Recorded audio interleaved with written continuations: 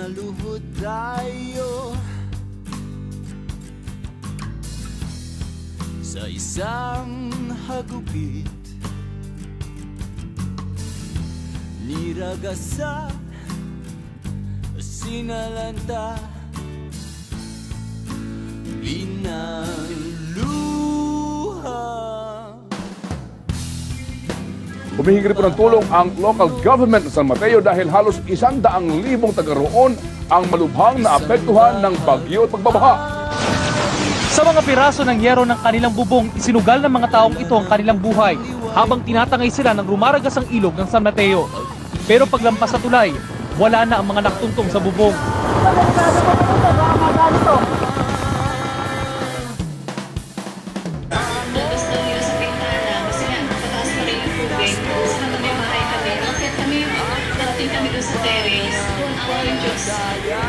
Halos ganito rin ang karanasan ng kanyang kapitbahay na si Lolo Vicente, 83 taong gulang.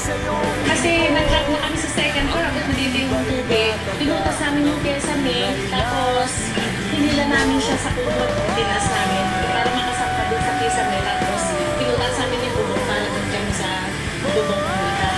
Di kasi nandun sila sa bahay, niiwan sila sa bahay. Up and down yan, ngayon nasa second floor na lang sila. Hindi sila makalabas since yesterday wala silang food, wala silang Milyon, naging isa, walang kami, walang kayo, walang sila. Kaming ligaya ay pag-alay ng sarili sa iba. Bangon, Pilipinas kong mahal, akay ng pananampalataya sa may kapal. Ahon, taglay ng iyong dugo, ang tibay na tatak ng tunay na Pilipino.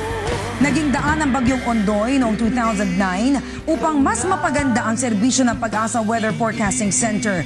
Isa rin ito sa naging daan upang mas lumawak ang kaalaman ng publiko sa sama ng panahon. Ayon sa Pag-asa Weather Forecasting Center, ang bagyong Ondoy ang naging eye-opener sa kanilang ahensya. Mas pinalawak ng Pag-asa ang kanilang information dissemination sa weather forecast sa pamamagitan ng paggamit ng website at mga social networking site gaya ng Facebook at Twitter.